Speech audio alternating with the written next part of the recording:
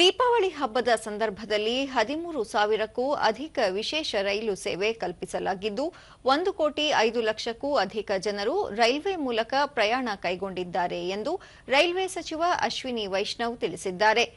ದೆಹಲಿಯಲ್ಲಿ ಅವರು ಪ್ರಸ್ತುತ ನಡೆಯುತ್ತಿರುವ ಹಬ್ಬಗಳ ಅಂತ್ಯದಲ್ಲಿ ಸುಮಾರು 2 ಕೋಟಿಗೂ ಅಧಿಕ ಜನ ರೈಲ್ವೆಯಲ್ಲಿ ಪ್ರಯಾಣಿಸುವ ನಿರೀಕ್ಷೆಯಿದೆ.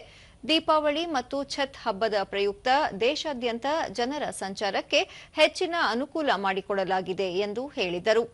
ರೈಲು ಸಂಚಾರಕ್ಕೆ ಹೆಚ್ಚಿನ ಸುರಕ್ಷತಾ ಕ್ರಮಗಳನ್ನು ಕೈಗೊಳ್ಳಲಾಗಿದ್ದು ಅಪಘಾತಗಳ ಸಂಖ್ಯೆಯಲ್ಲಿ ಇಳಿಕೆಯಾಗಿದೆ. 10 ವರ್ಷಗಳ ಹಿಂದೆ ವಾರ್ಷಿಕ 170ಕ್ಕೂ ಹೆಚ್ಚು ಅಪಘಾತಗಳು ಸಂಭವಿಸುತ್ತಿದ್ದವು. 2024-25ನೇ ಸಾಲಿನಲ್ಲಿ 31 ಅಪಘಾತಗಳು ಸಂಭವಿಸಿವೆ ಎಂದು ಮಾಹಿತಿ ನೀಡಿದರು. ವಾರ್ಷಿಕ ಸುಮಾರು 4,000 ಕಿಲೋಮೀಟರ್ ರೈಲ್ವೆ ಹಳಿಗಳ ನಿರ್ಮಾಣ ಮಾಡಲಾಗುತ್ತಿದ್ದು ಆಧುನಿಕ ಸೌಲಭ್ಯಕ್ಕೆ ಆದ್ಯತೆ ನೀಡಲಾಗಿದೆ ಎಂದು ತಿಳಿಸಿದರು. ಮುಂದಿನ 2 ವರ್ಷಗಳಲ್ಲಿ ಮೊಬೈಲ್ ಫೋನ್ ಬಿಡಿಭಾಗಗಳನ್ನು ಸಂಪೂರ್ಣ ದೇಶೀಯವಾಗಿ ಉತ್ಪಾದನೆ ಮಾಡಲಾಗುವುದು. ಸಿಸಿಟಿವಿ ಸೇರಿದಂತೆ ವಿವಿಧ ಸಲಕರಣೆಗಳ ಚಿಪ್ಗಳ ಉತ್ಪಾದನೆ ಸಹ ದೇಶದಲ್ಲಿ ಆರಂಭವಾಗಿದೆ. ಸರ್ವರ್ ಸೇರಿದಂತೆ ಉನ್ನತ ಕಾರ್ಯಕ್ಷಮತೆಯ ಇಂಧನ ಸಾಮರ್ಥ್ಯದ ಮೈಕ್ರೋ ಪ್ರೊಸೆಸರ್ ಅಭಿವೃದ್ಧಿಗೆ ಸರ್ಕಾರ 200 ಕೋಟಿ ರೂಪಾಯಿಗೂ ಅಧಿಕ ಹೂಡಿಕೆ ಮಾಡಲಿದೆ ಎಂದು ತಿಳಿಸಿದರು.